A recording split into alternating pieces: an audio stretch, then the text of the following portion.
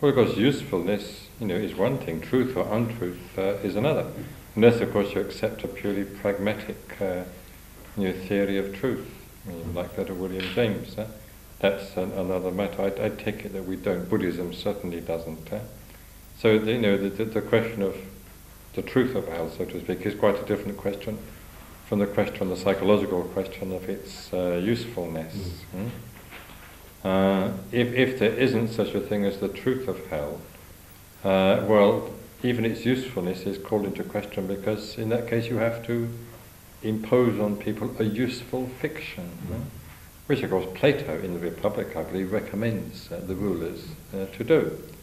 It doesn't sound very democratic, but there we are.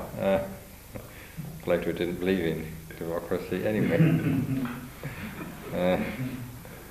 So is it useful to believe in hell? Well, I suppose it depends to what extent.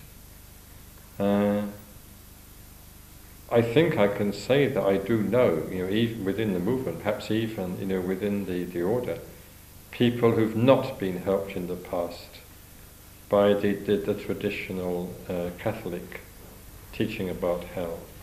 One must remember, of course, that in Catholicism, as in Christianity generally, with the exception of, I believe, the Seventh-day Adventists and people like that, hell is eternal.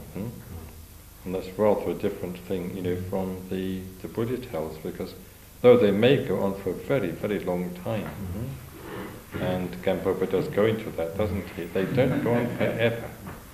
And there's a tremendous difference between, a billion years and eternity.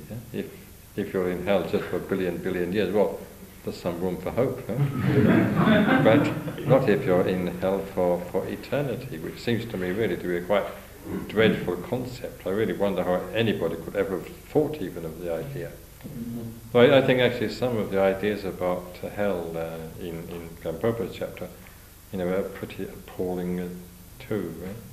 In terms of time, I would personally consider them to be grossly exaggerated.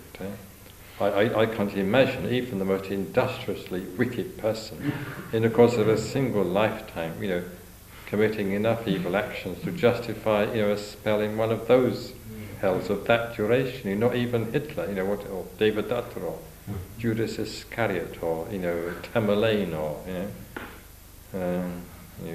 Crippen, or whoever. One can't feel that any of them, would have deserved a sojourn in hell of that duration. So, where does that leave us? I've wandered a little from the point. Well, the original question was about how useful as a sort of social concept hell is. I think it depends on the individual. For a very sensitive person, I think that the prospect of hell, or even purgatory, can be really quite terrifying, and can stultify them, can immobilize them. In the case of another person of a more robust temperament, it might have a quite bracing and stimulating effect. But then you can't go, teaching hell to this person and not teaching it to that person. At the centre, you can't have, a class for those for whom hell is useful and another class for those for whom hell is not useful. You have to adopt a sort of standard approach. And I think that standard approach consists simply in teaching that under the law of karma, attachment and craving do result in suffering. I think probably it is not necessary to go into picturesque and colourful details about the nature of that suffering. And it does seem that those who describe, the torments of hell in any sort of detail, do so with a certain zest, which is rather suspicious.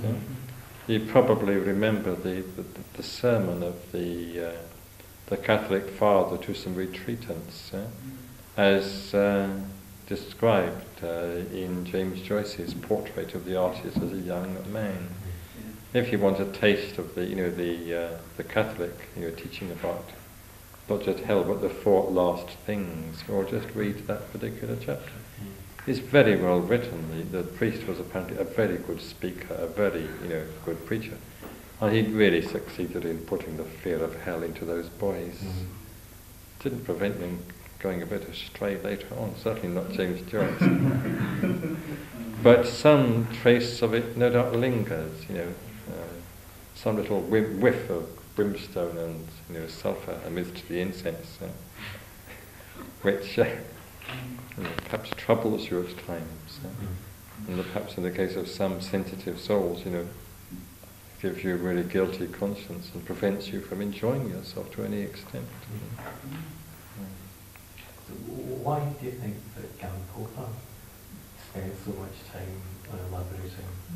I think personally that the teaching of hell, taken beyond a certain point, is simply a technique of control, social control. And probably it's been necessary in the past, but I think it's quite unfortunate.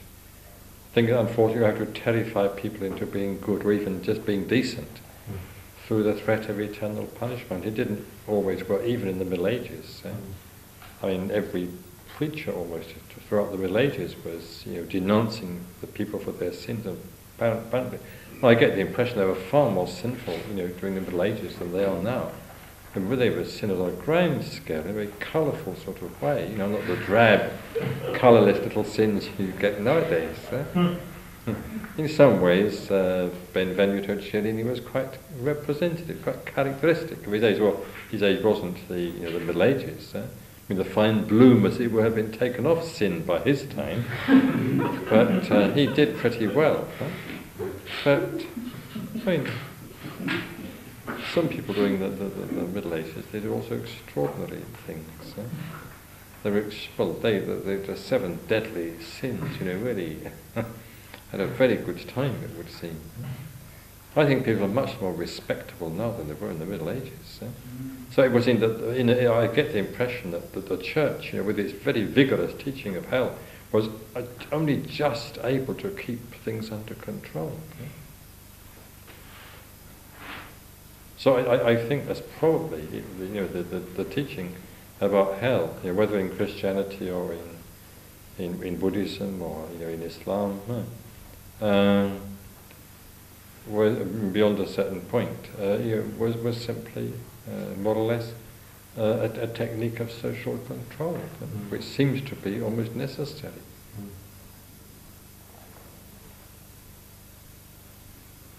I mean, sometimes, some contemporary theologians point to the Holocaust in the sense of the wholesale destruction of European Jews, as an example of what man is capable of when all moral restraints are removed, and perhaps they have a point.